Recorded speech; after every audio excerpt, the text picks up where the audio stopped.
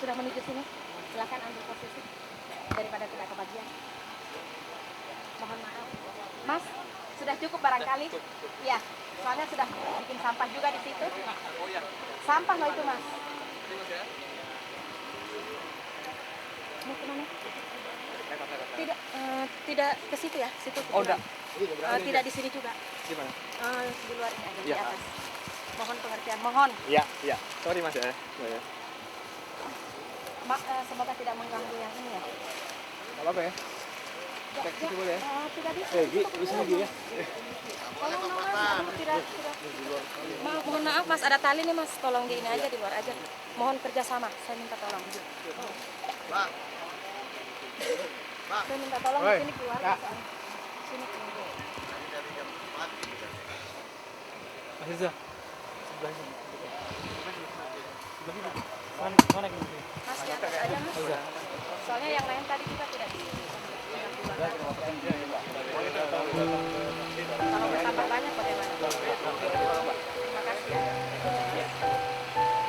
Biasa dulu.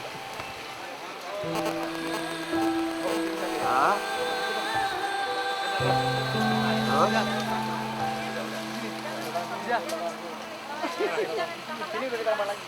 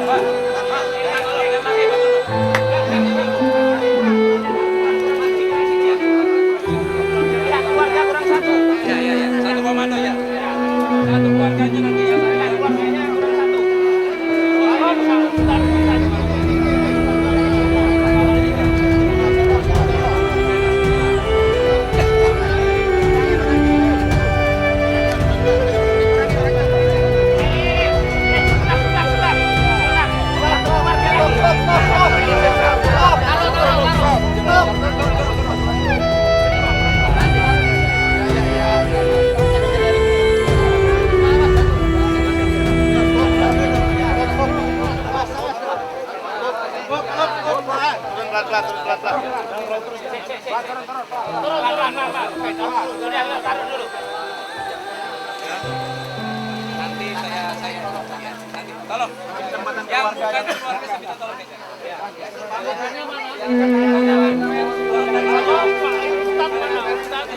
Ini khusus keluarga. Oke.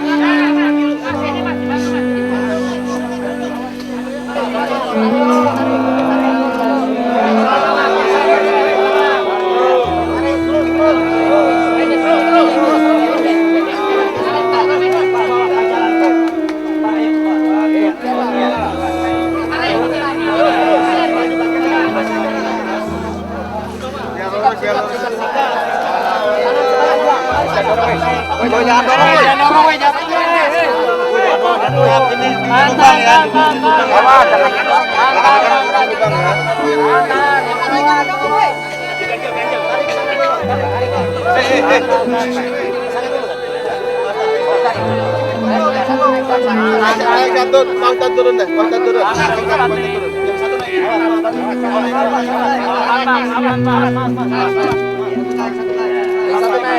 Liang oi. Ini yang ada.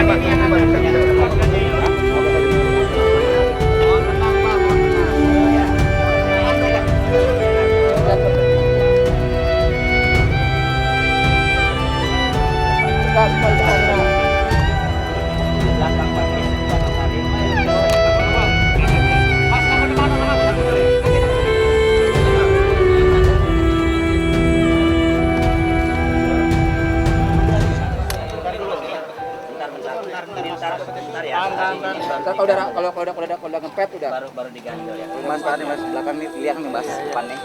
Tahan yang belakang ya. Maju ntar nih ke depan jatuh nih. Nah, ya gitu dukul. Semua jempol. Wah, kumpul di pojok. Nah, gitu ya.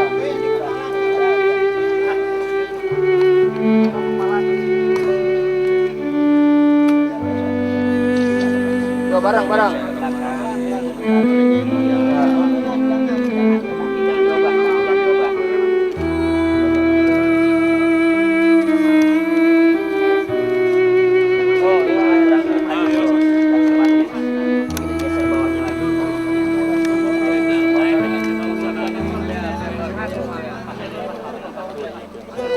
Atuh, gila kalungin gua.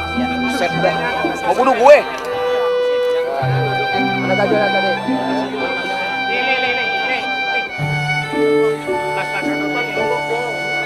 Di depan ada jongkok. Mau gimana lagi jongkok Ini ada Ustadz ini. Jatuh Ustadz ini.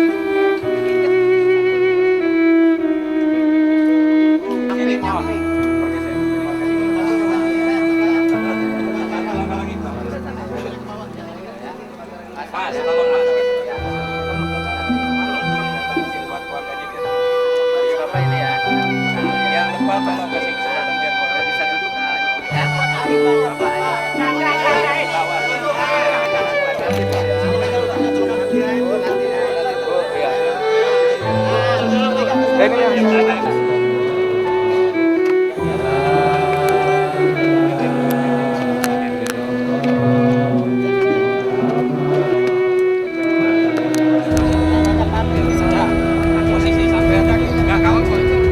Geser aja kali.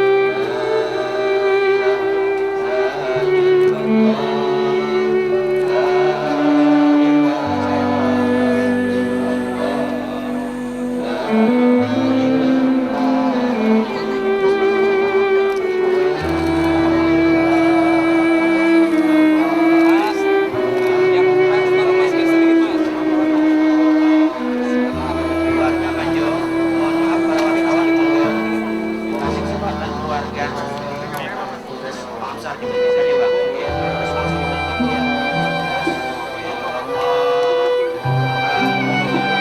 dibuang tadi.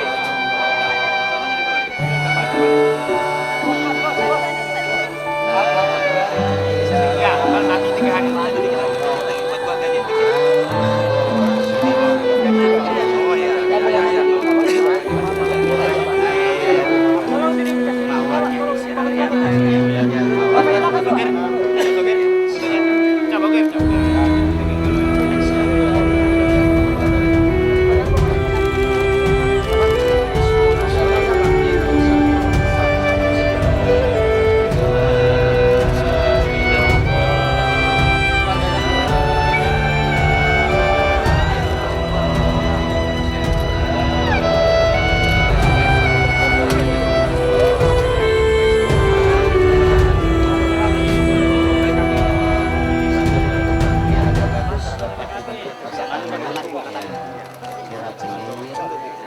tolong kasih keluarganya tuh.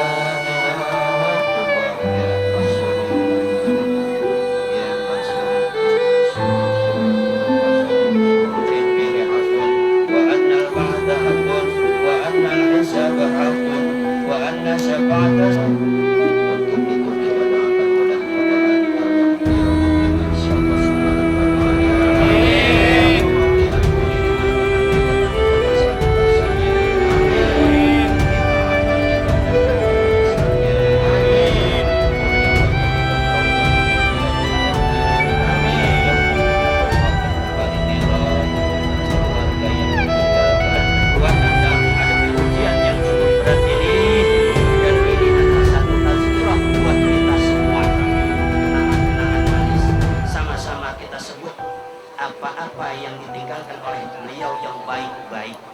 Kalau apa yang ditinggalkan oleh beliau yang baik-baik, oleh karena itu ini adalah satu peringatan buat kita dan sekali lagi kita atas nama keluarga mendapatkan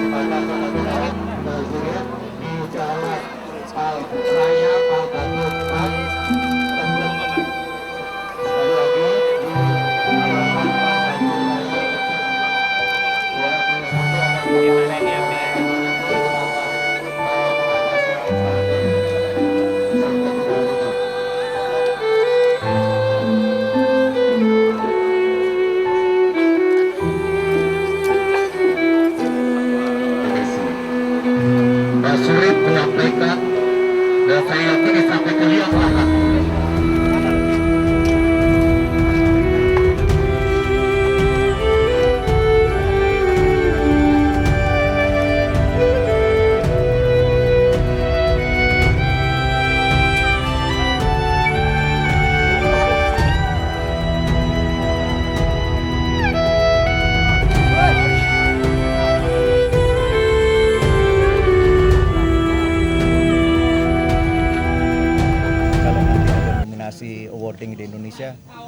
deretan Mas Surip ini ada nama-nama kayak kuburan, terus kemudian kita juga mengenal lagu-lagu yang ada unsur parodinya. Itu salah satu kekuatan yang kelihatan pada albumnya Mbak Surip ini. Tapi Mas sendiri menilainya dia fenomenal seperti apa Mas? Sampai di underground di Malaysia sendiri kata 2 minggu berturut-turut nomor 1 gitu kan. Tapi kan itu yang tidak diketahui mungkin halayak di sini juga. Iya. Memang. Halo. Ya Mas, sebetulnya itulah kelebihan dari yang namanya zaman-zaman internet ya. Sebetulnya kan album-album Mbak Surip atau lagu-lagu Mbak Surip ini juga sudah ada di YouTube, bisa kita lihat di sana. Kemudian popularitasnya itu sudah melintasi antar negara dan saya kira ya itu tadi RBT-nya yang tidak terbendung lagi ya. Sejak 2 tahun terakhir kan sebetulnya jumlah penjualan album secara fisik itu turunnya drastis, tapi penjualan dari RBT itu tinggi sekali dan Mbak Surip adalah salah satu di antaranya yang sangat tinggi dalam terakhir ini.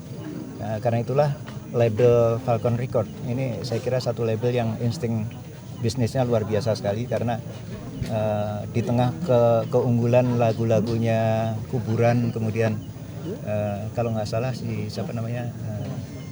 Robin Unsu bikin, terus Robin Unsu, terus satu lagi Olga bikin lagu yang sangat sederhana dan RBT-nya tinggi. Pada saat itulah Falcon Records mengambil Mbak Surip itu untuk jagoannya dia dan ternyata lebih unggul Mbak Surip.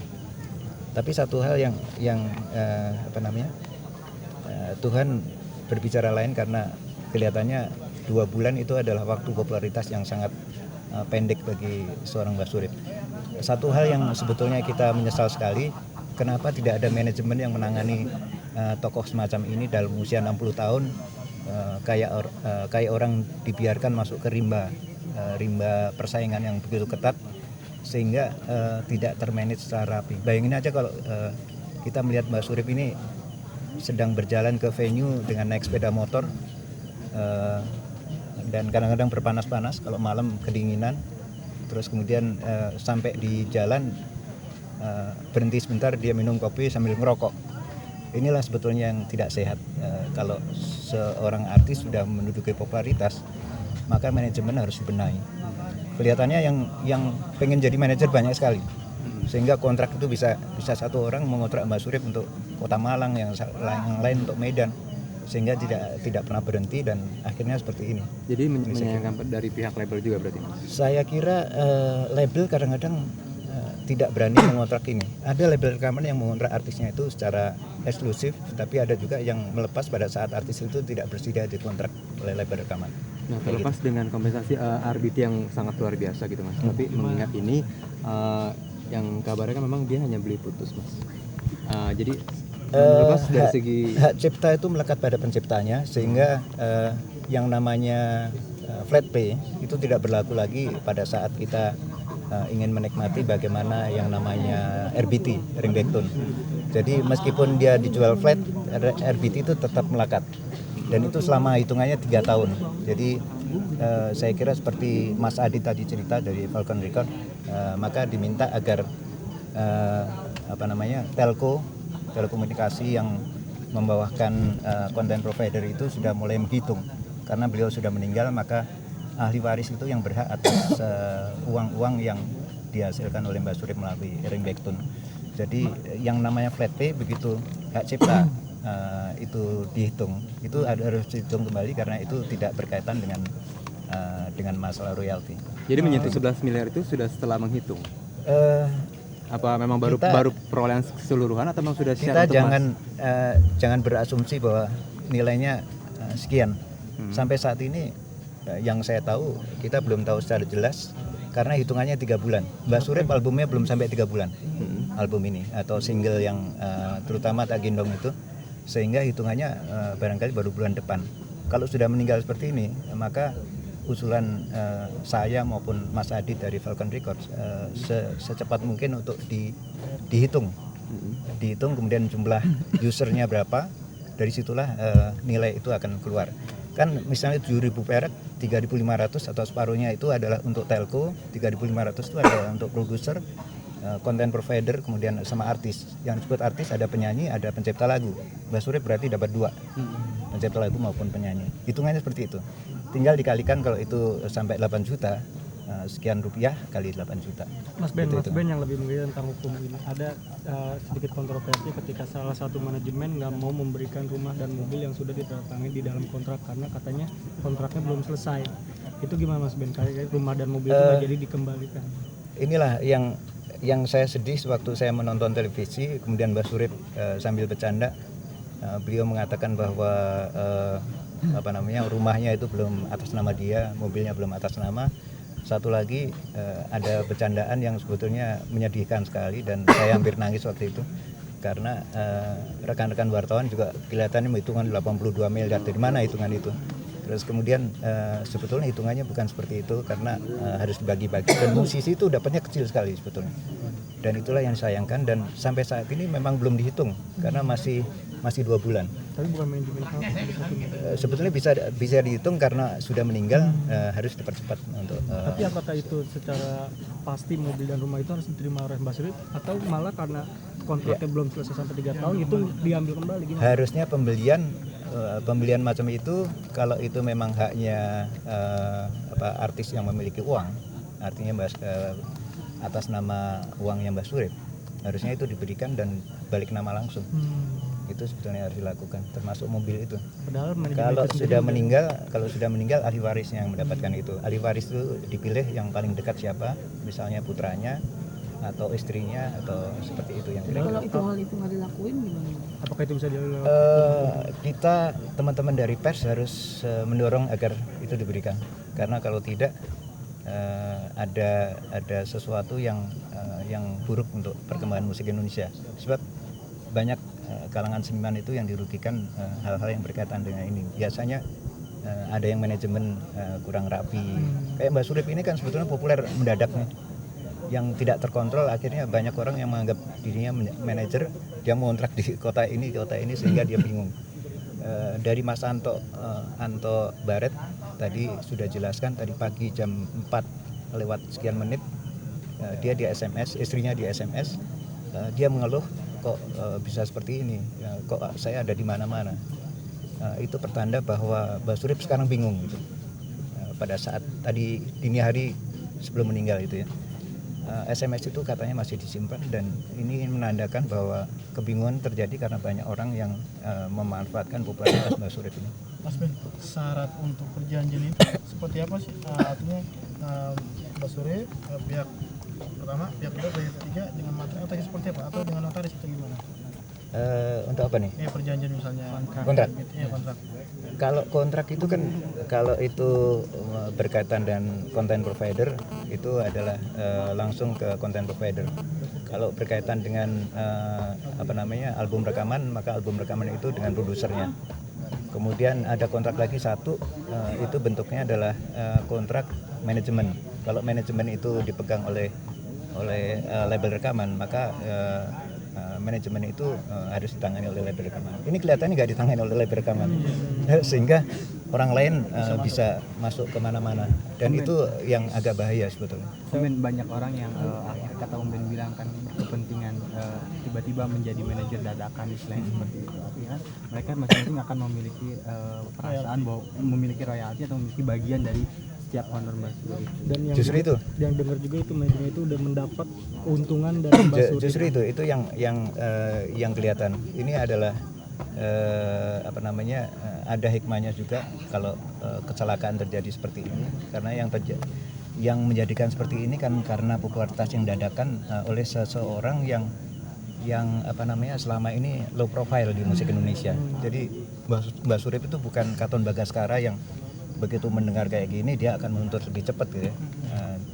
Itulah yang dimanfaatkan oleh banyak orang, dan mudah-mudahan kita semua bisa membantu bagaimana menyelesaikan ini secara bijaksana, karena tadi sudah ada statement dari Mas Adit dari Falcon Records bahwa dia akan membantu agar secepatnya hak Mbak Surip itu bisa diberikan oleh telco maupun dia sendiri sebagai label dan content provider.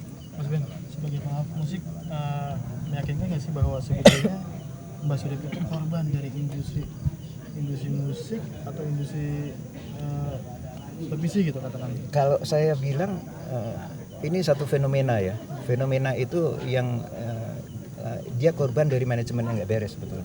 Bukan dari industri. Kalau industri musik sudah berjalan, trennya adalah RBT, maka itu harus kita sikapi dengan cara-cara yang lebih teliti, lebih intens untuk menagih. Katanya begitu 3 bulan kita harus tagih kayak gitu. Begitu sudah ada hal-hal yang berkaitan dengan royalti, pembayaran royalti itu harus kita tagih. Royalti sebetulnya bisa diberikan juga tidak sampai 6 bulan, 3 bulan pun juga sudah bisa dihitung dengan royalti. Artinya bahwa Mbak Suri ketika fenomenal itu dioper ke sini, dioper ke sana, ke sini, pentas di mana-mana. Justru itu karena nggak ada yang menjadi main manager utamanya. Misalnya kayak Mas Dhani kan kerajaan bisnisnya ditangani oleh dia sendiri. Kalau dia tidak ikut tanda tangan maka itu tidak sah. Gitu. Nah ini nggak jelas. Ada kontrak di Surabaya, jangan-jangan sudah ada tabrakan kontrak antara dia kontrak di Surabaya, tiba-tiba satunya ada kontrak di Kota Malang, dia nggak bisa ngapa-ngapain. Sehingga kalau bisa terjadi seperti itu kan tuntutan jatuhnya kalau karena manajernya nggak ada, Mbak Surip yang kena gitu. Ini yang menjadikan ini. Yang satu lagi, manajemen itu juga harus mengatur bagaimana masalah-masalah yang berkaitan dengan kesehatan. Mbak Surip perokok, dia minum kopinya banyak. Satu lagi yang tidak kalah penting adalah dalam usia 60 tahun, hendaknya kalau datang ke venue itu juga pakai kendaraan. Toh dia punya kendaraan ya. Sekali-sekali aja kalau misalnya pas macet dia boleh naik motor, tapi jangan. Yang saya lihat di TV itu sering dia naik motornya dibanding naik mobilnya gitu.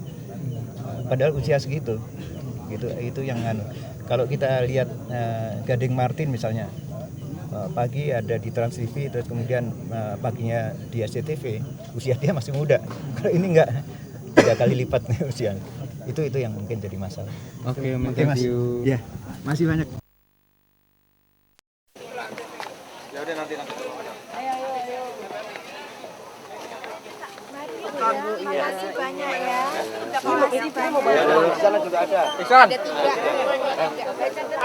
Lagi yang mobil juga. Lagi yang mobil juga. Ini. Di sini ada. Itu Bani.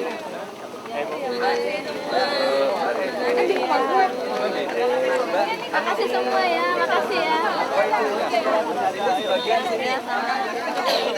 Belakang. Ini Pak. Kita mobil satu yang biru. Mari dulu. Mas Farid belakangan aja ikut sama Nasib. Farid biar sama saya enggak? Lah, Mas Farid sana Ilawato. Itu mobil 01. Mana yang kosong? Ya, mobil 01 di sana ada 3. Aku ke sini tadi. Cukup baik. Cukup baik. Ada yang depan bocil 1. Kalau nggak cukup nanti balik lagi. Anu sama Tapi jalan jauh belum sih. Mas. Ada mau bangku? Banyak sana. Enggak apa-apa. Ya, enggak apa-apa. Minta komentarnya dong. Mbak kaget nggak Mbak? Mas, gimana Mas perasaan pernikahannya Mas? Tanpa Bapak? Tanpa dihampiri Bapak gimana? Kita mau balik lagi kok, Mbak. Hah? Pernikahannya tadi aja, pernikahan tadi, soal pernikahannya tadi. Pernikahan aja, Mbak. Gimana? Mas, jalan Mas. Mas, jalan Mas. Mas, sampean ke sana Mas. Nang tempo mundur. Ayo, maju, iya maju terus mundur. Maju mundur, soalnya ana mobil maneh, ana keluarga sing durung diangkat. Diangkut. Teman-teman mohon maaf. Mau mundur. Apa-apa? Bagasi enggak masalah. Terwantam ya aku. Gak sampean wis ono aktivasi sih nang kono. Ana kapten. Iya.